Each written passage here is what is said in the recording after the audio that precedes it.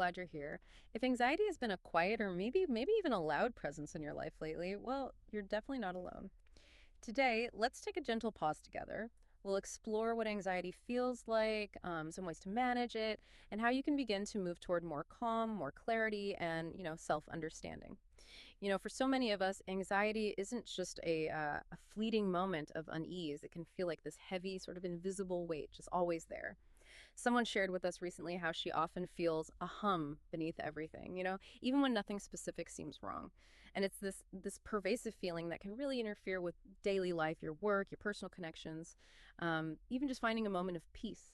So today our mission is kind of to understand that hum and then, maybe more importantly, to unpack the tools that can help lift that weight. That's a really good way to put it, that hum beneath everything. Mm. And what's truly, well, interesting is just how varied the experience of anxiety can be, Mm. mentally and physically. When we talk about what it actually feels like, it can be profoundly physical. A lot of people describe a tightness in their chest, almost like a band constricting them, Mm-hmm. or maybe a racing heartbeat, like their heart is trying to, sprint right out of their body. Wow. Yeah. And this isn't just discomfort. It's actually your sympathetic nervous system. Yeah. It's your body's built-in fight or flight response kicking into overdrive. It's basically preparing you for a threat that, well, often isn't even really there. So it's not just an emotional state then. It's a genuine physiological cascade preparing your body for action. Exactly. That makes sense then. That explains the sweating or the trembling, the shortness of breath many people feel, or even, yeah, that surprising nausea and dizziness. It's your whole system just on high alert. Precisely.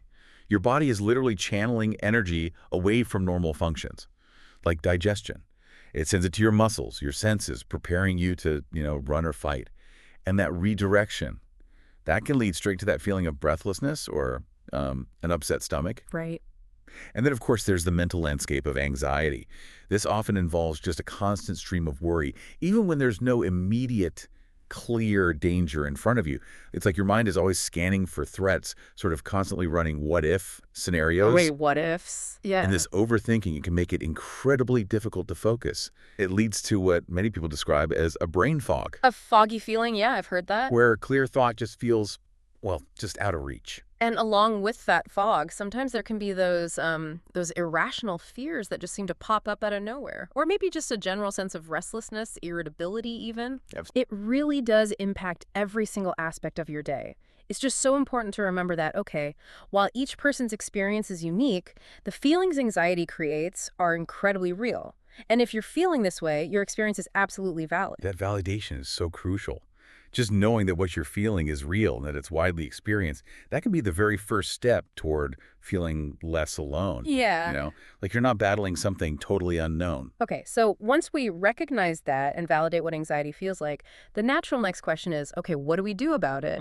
What are some of those practical, maybe actionable steps that can help us not just cope, but actively manage anxiety and ultimately nurture ourselves? Right. This brings us to building a really strong foundation for managing anxiety. And it really starts with self-care, which I have to say is not a luxury. It's a fundamental necessity. Take regular exercise, for instance. We now understand that even something like a brisk 20-minute walk can significantly reduce activity in the brain's amygdala. That's your fear center. Yeah, it helps regulate neurotransmitters like serotonin and dopamine. Right. So it's a natural mood booster or stress reducer. Then there's getting adequate sleep. That's just non-negotiable. Sleep, so important. It really is. Without enough restful sleep, our prefrontal cortex, which is responsible for things like decision-making, emotional regulation, it struggles. It leaves us less resilient to stress. And of course, a balanced diet plays a really significant role in our emotional well-being. What we eat impacts our gut microbiome. Right, the gut-brain connector. Exactly. Which in turn influences brain health and mood. It's pretty remarkable how interconnected all these basic health things are with our mental state. But, beyond these, I think many of us, myself included, often overlook something incredibly powerful for stress reduction, which is the simple act of setting healthy boundaries. Just learning to say no sometimes, protecting your time, that can profoundly reduce that feeling of being overwhelmed, right? And create some valuable space for yourself. Right. What's your take on how, challenging yet vital this can be for someone managing anxiety? Well, it's incredibly challenging, but absolutely essential. Boundaries are literally about creating that crucial space, like you said, a buffer against burnout. And alongside that, We need techniques for managing stress in real time. When you're feeling that immediate pressure build up, one really effective approach is um, breaking down large, maybe daunting tasks into smaller, more manageable Okay, steps. like chunking it down. Exactly. Yeah. This isn't just about making a to-do list feel less intimidating. It makes the overall goal seem less overwhelming, helps you build momentum, and it actually activates your brain's reward system with each small completion, which feels good. That makes sense. A little win. Right. And incorporating simple relaxation techniques throughout your day, like even just a few minutes of deep breathing, that can be a game changer. These brief intentional pauses, they allow your nervous system to just reset. It prevents that buildup of stress over the day. Those small, deliberate pauses sound like they could be so powerful, like mini resets. Mhm. And speaking of limiting things, let's touch on limiting anxiety triggers. It's kind of fascinating how certain things we maybe habitually consume or engage with can actually intensify those anxious feelings. Like reducing caffeine and alcohol. That can make a tangible difference, right? Because both can sort of rev up your nervous system. That's a great point. Yeah. They really can. Caffeine can definitely amplify that fight or flight response. Hmm. And alcohol, well, even though it might seem calming at first, it can disrupt your sleep and actually lead to rebound anxiety hours later. Oh, right, the rebound effect. And beyond substances, just mindfully limiting your exposure to certain sources, like maybe overwhelming news cycles or constant social media feeds, if you find those things heighten your unease, that can significantly reduce anxiety too. It's about becoming sort of an active gatekeeper for your own mental space, curating what you allow in. Okay, so we've talked about preventative measures, daily strategies. Great stuff.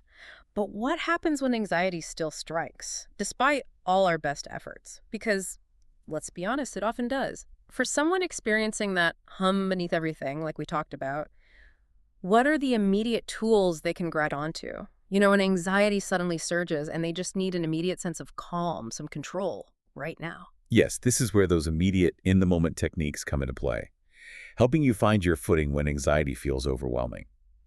One really powerful tool is called grounding. The 5-4-3-2-1 method is a fantastic example. Have you heard of it? I think so, but refresh my memory. Sure. You basically identify 5 things you can see around you, then 4 things you can physically touch, then 3 things you can hear, 2 things you can smell, and finally 1 thing you can taste.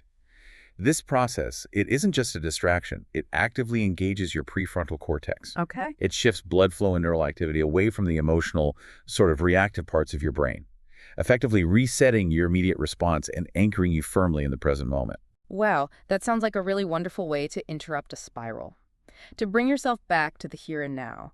Are there common mistakes people make when trying this? Or is it fairly straightforward even when you're feeling super anxious? It's generally quite straightforward, actually. Yeah. But the key, I think, is consistent practice. Practice it even when you're not anxious. So it becomes this sort of well-worn path your brain knows when you really need it most. Yeah. Another technique involves mindfulness practices. And this isn't about emptying your mind, which is a common misconception. Right. It's more about observing your thoughts and feelings without judgment. It's about creating a helpful space between you and the anxiety itself. Noticing the thoughts, but without getting swept away by them. This can significantly ease their grip. Letting them float by almost. Kind of. And on that note, challenging negative thoughts is also really key. When worries surface, ask yourself, are they truly realistic? Is this likely?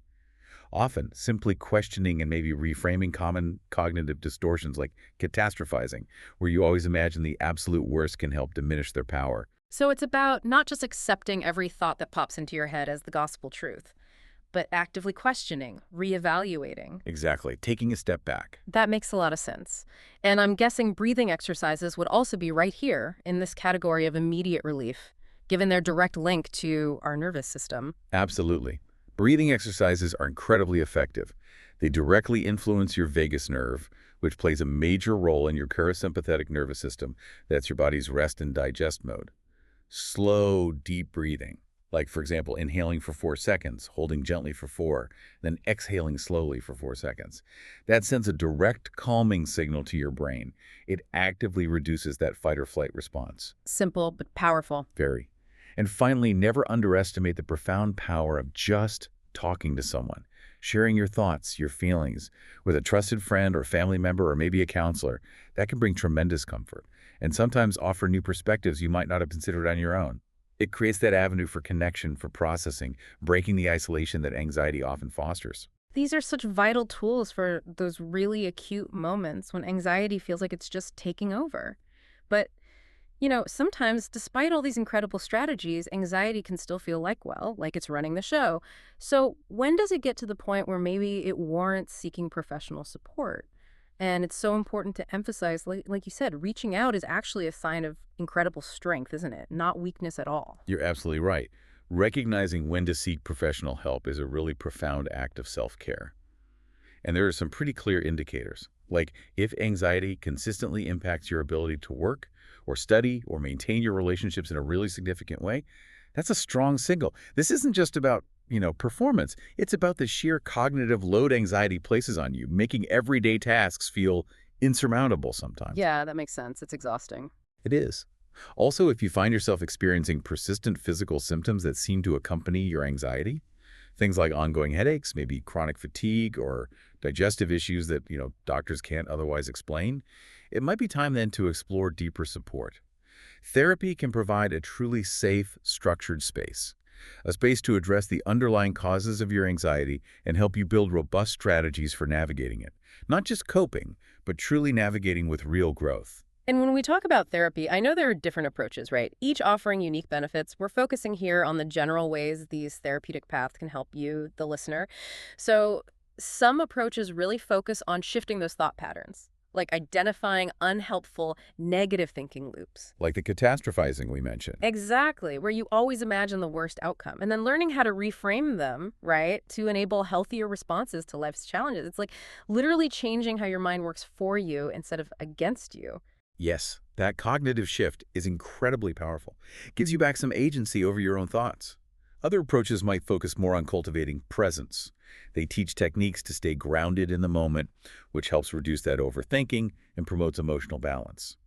It's really about being here, now, instead of constantly dwelling on the past or worrying about the future, which is, where anxiety loves to pull us. Staying present. Harder than it sounds sometimes. It takes practice. Then there are therapies that emphasize acceptance and values. They help you learn to accept thoughts and emotions without judgment, which in turn encourages you to take actions that are truly aligned with your personal values and goals, even when those challenging feelings are present. That idea of acting in line with your values, regardless of how you feel in the moment, that seems really empowering. I know for myself, that's a concept I'm always continually trying to embody. Indeed, it's very freeing. And some approaches are really all about strengthening emotional resilience. They help you understand and maybe restructure your emotional responses, which can greatly strengthen your relationships and build that inner emotional fortitude, that strength. And, for those who might not yet feel ready for structured therapy, it's worth remembering there's always the option for just compassionate listening. Sometimes just having a supportive ear, a trusting, safe environment to express and process your feelings can be an invaluable first step. It allows you to unburden yourself without that immediate pressure for solutions. It's just a space to be heard. This whole conversation, this whole journey, really, it underscores such a powerful truth. Anxiety does not have to define your life. It can feel all-consuming, I know, but it doesn't have to be the headline of your story. You have influence here. Precisely. We really want to affirm that with the right tools and the right support and a compassionate mindset towards yourself. It is absolutely possible to manage anxiety effectively and to build the life you truly want. Seeking that support isn't about admitting defeat at all. It offers a pathway to reclaim balance, to find that clarity, and ultimately peace of mind. Please remember, support is available to you every step of the way. It fosters genuine growth toward a more peaceful existence. Thank you for being here with me today. Remember, anxiety doesn't define you, and with time and care and support, it really can be something you learn to navigate, not something you have to fear. Be patient with yourself. Each breath, each small shift you make is a step toward healing. Until next time, take care. You are not alone in this.